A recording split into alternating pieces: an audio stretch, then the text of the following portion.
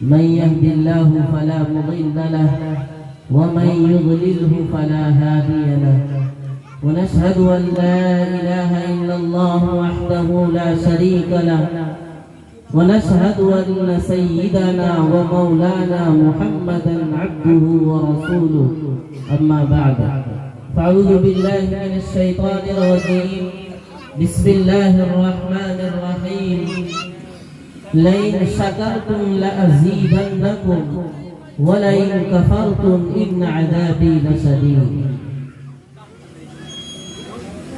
وقال النبي صلى الله عليه وسلم من لم يشكر الناس لم يشكر الله او كما قال عليه الصلاة والتسليم. قابل احترام بھائیوں، بزرگوں اور عزیز ساتھیوں،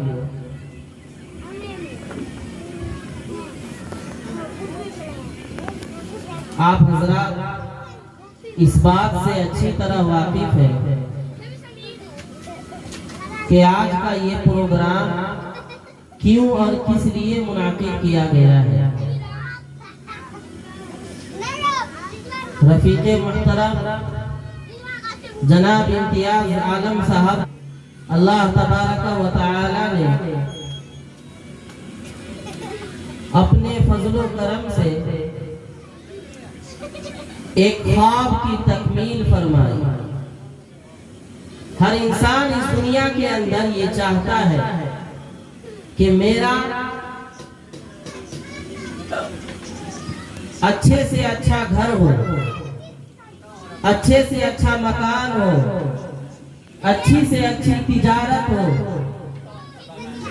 کھانے پینے کا بہتر انتظام ہو، ہر انسان سکون، آسائش اور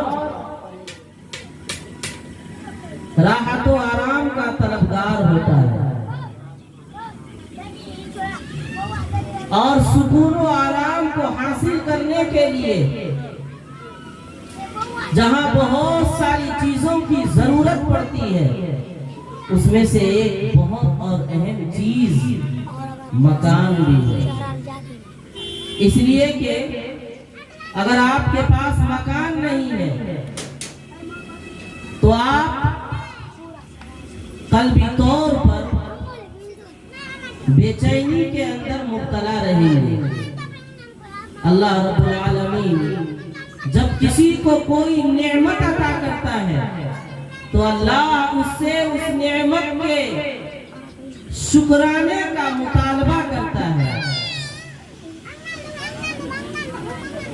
حضرت حسن رضی اللہ تعالی عنہ فرماتے ہیں کہ نبی اکرم صلی اللہ علیہ وسلم نے ارشاد فرمایا کہ جب اللہ کسی بندے کو کوئی نعمت عطا کرتا ہے تو وہ اس بندے سے اس نعمت کے شکرانے کا مطالبہ کرتا ہے، اور جب بندہ اللہ تعالیٰ کی نعمت پر شکر ادا کرتا ہے تو اللہ اس کی نعمت میں اور اضافہ کرتا ہے.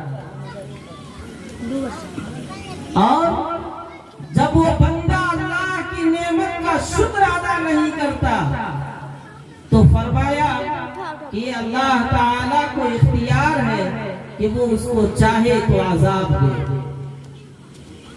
قرآن کریم کی جو آیت میں نے آپ کے سامنے تلاوت کی، لَئِن شَكَرْتُمْ لَأَزِيدَنَّكُمْ وَلَئِن كَفَرْتُمْ إِنَّ عَذَابِي لَشَدِيدٌ، کہ اگر تم شکر ادا کرو گے تو میں تمہیں اور مزید عطا کروں گا، اور اگر تم ناشکری کرو گے تو میرا عذاب انتہائی سخت ہے. یہ حکم اللہ تعالیٰ نے بنی اسرائیل کو دیا تھا. بنی اسرائیل حضرت موسیٰ علیہ السلام کی قوم کو کہا جاتا ہے. آپ جانتے ہیں کہ ایک لمبے عرصے تک، ایک زمانے تک بنی اسرائیل کو فرعون اور اس کے لوگوں نے غلام بنا کر کے رکھا ہوا تھا. قرآن کریم میں آیا کہ ان کے بچوں کو قتل کر دیا کرتے تھے اور ان کی عورتوں کو زندہ چھوڑ دیتے تھے تاکہ ان کے ذریعے سے خدمت لے. कैसा बुरा हाल था। अल्लाह ताला ने बनी इसराइल को गुलामी से आजादी दिलाने के लिए और फिरौन के जुल्म सितम से नजात दिलाने के लिए हजरत मूसा अलैहिस्सलाम की बिअसत फरमाई। और हजरत मूसा अलैहिस्सलाम की परवरिश अल्लाह ताला ने एक हिकमत और मसलहत के साथ फिरौन के दरबार में किया। हजरत मूसा अलैहिस्सलाम को अल्लाह रब्बुल आलमीन ने हुक्म दिया कि आप अपनी कौम को लेकर के मिस्र से निकल जाइए, उनको आजादी दिलाइए।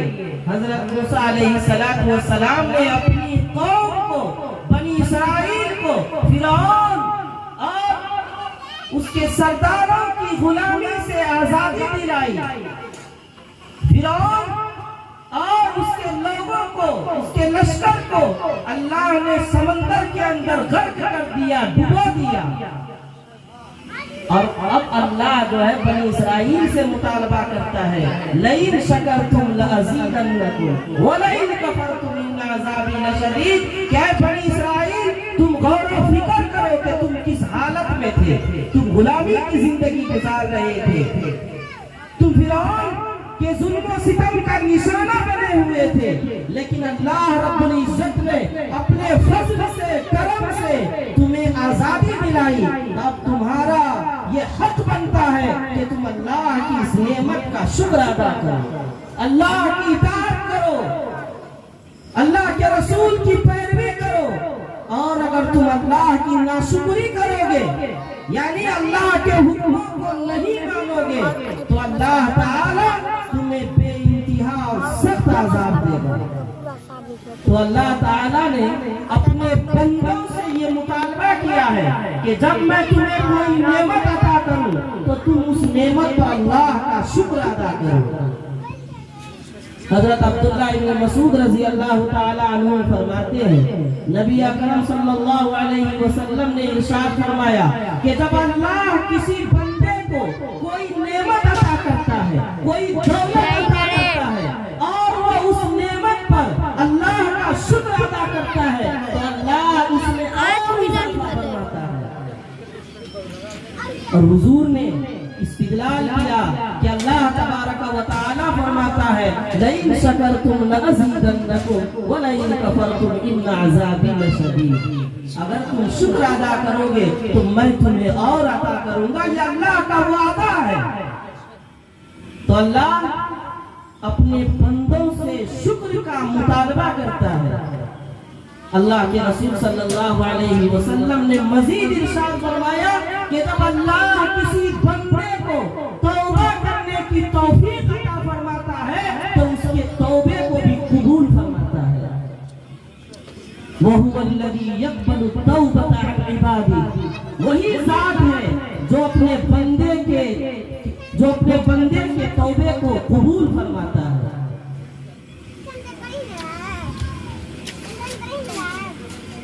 हजरत मुआज इब्न जबल रज़ी अल्लाह ताला अन्हु बहुत बड़े सहाबी हैं, बहुत बड़े सहाबी हैं। सहाबा किराम ने भी तो हर एतबार के सहाबी थे ना। अल्लाह ने हर एक के अंदर अलग अलग कमाल अता फरमाया था। किसी को अल्लाह ने माल अता किया था, किसी को इल्म अता किया था, किसी को हिल्म अता किया था, किसी को सिद्क़ व सदाकत अता किया था, किसी को अदालत का वस्फ़ अता किया था, किसी को शुजाअत व बहादुरी अता किया था। तो हर सहाबा की अलग अलग खुसूसियात थी। हजरत सय्यदुना मुआज़ इब्न जबल रज़ी अल्लाह ताला अन्हु को अल्लाह ताला ने ये वस्फ़ अता फरमाया था कि उनको अल्लाह ने फ़क़ाहत यानी इल्म अता किया था, समझ अता किया था। आदमी मुआशरे के अंदर अपने इल्म की वजह से इज्जत की निगाह से देखा जाता है। हजरत सय्यदुना मुआज़ इब्न जबल रज़ी अल्लाह ताला अन्हु से अल्लाह के रसूल सल्लल्लाहु अलैहि वसल्लम ने फरमाया कि मुआज़ तुम अपना हाथ मेरे हाथ में दो। अल्लाह के रसूल ने हजरत सय्यदुना मुआज़ रज़ी अल्लाह ताला अन्हु के हाथ को अपने हाथ में लेकर फरमाया कि ऐ मुआज़ मुझे तुमसे मोहब्बत है। हुजूर फरमा रहे हैं किससे? सहाबी से। कोई मामूली बात नहीं है। हुजूर फरमाते हैं कि ऐ मुआज मुझे तुमसे मोहब्बत है। इसीलिए उलमा ने लिखा है कि अगर किसी आदमी को किसी दूसरे आदमी से अल्लाह के लिए मोहब्बत हो तो कह देना चाहिए कि मैं अल्लाह की खातिर तुमसे मोहब्बत करता हूँ। हजरत सय्यदुना मुआज रज़ी अल्लाह ताला अन्हु के हाथ को अपने हाथ में लेकर अल्लाह के रसूल सल्लल्लाहु अलैहि वसल्लम ने फरमाया, ऐ मुआज मुझे तुमसे मोहब्बत है, मैं तुम्हें वसीयत करता हूँ कि तुम हर नमाज के बाद ये दुआ पढ़ना, अल्लाहुम्मा अइन्नी अला ज़िक्रिका व शुक्रिका व हुस्नि इबादतिक। इसका क्या मतलब है? ऐ अल्लाह तू मुझे अपने जिक्र, अपने शुक्र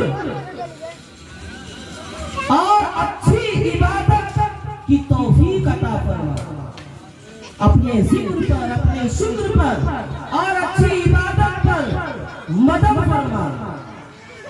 ये हजरत सय्यदुना मुआज़ रज़ी अल्लाह ताला अन्हु को अल्लाह के रसूल ने वसीयत की थी कि आदमी हर नमाज के बाद अल्लाह की नेमत का शुक्र अदा करे।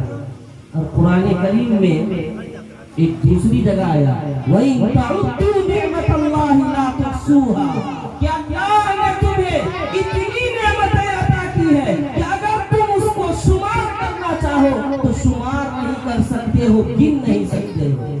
हम लोग क्या समझते हैं कि रुपया पैसा मिल जाए, मकान बंगला और बिल्डिंग बन जाए, ऊंची ऊंची और बड़ी बड़ी गाड़ी मिल जाए, सिर्फ यही नेमत है। नहीं, एक एक सांस की कीमत है। और उनसे पूछिए जिनके पास आंख नहीं है, उनसे पूछिए जिनके पास, जिनको कान में सुनने की सलाहियत नहीं है, उनसे पूछिए जिनके पास पाँव नहीं है, उनसे पूछिए जिनके पास छत नहीं है, उनसे पूछिए जिनके पास तिजारत का कोई जरिया नहीं है। अल्लाह की इतनी नेमतें हैं, अल्लाह फरमाता है अगर तुम उसका शुमार करना चाहो तो तुम शुमार नहीं कर सकते।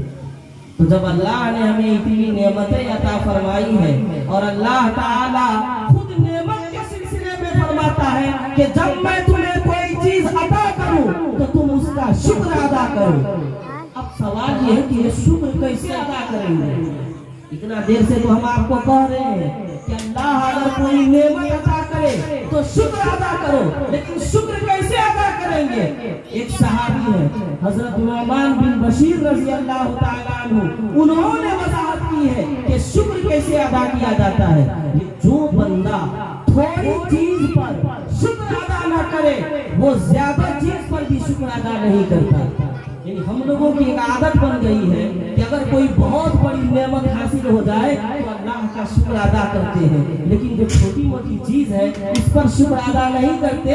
कि जो आदमी थोड़ी नेमत पर शुक्र अदा न करे वो कसीर पर भी शुक्र अदा नहीं करता। और आगे फरमाया, मन लम यशकुरिन्नास लम यशकुरिल्लाह, जो आदमी लोगों का शुक्र अदा नहीं करता वो अल्लाह का भी शुक्र अदा नहीं करता है।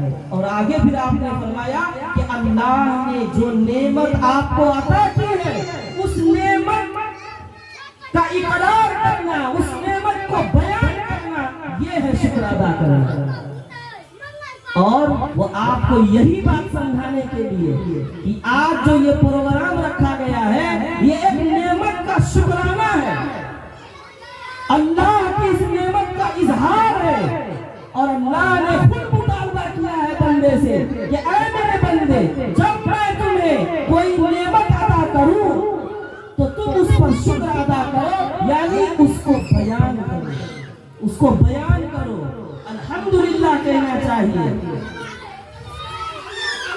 तो शुक्र करने का मुतालबा खुद अल्लाह रब्बुल आलमीन ने अपने बंदे से किया है। जो सोनार है वही न जानेगा सोने की क्या कीमत है, और जो जौहरी है वही जानता है कि हीरे की क्या कीमत है।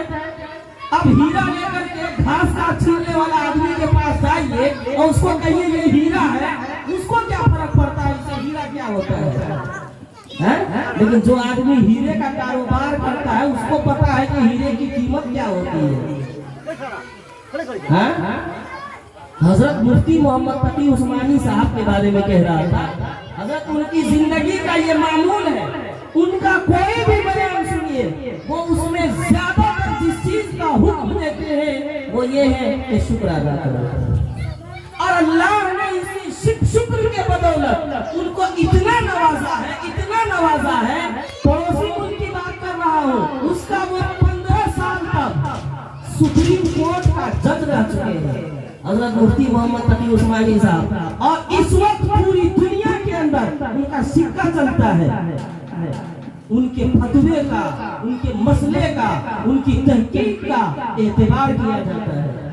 جب بھی کوئی بات ہوتی ہے تو لوگ انتظار کرتے ہیں کہ مفتی تقی عثمانی صاحب کیا کہتے ہیں، وہ ان کو آپ سنیں گے وہ ہر حال میں کہتے ہیں کہ تم اللہ کی نعمتوں کا شکر ادا کرو۔ اس کا فائدہ یہ ہوگا کہ جو آدمی جتنا شکر ادا کرتا ہے اللہ اس کو اتنا نوازتا ہے۔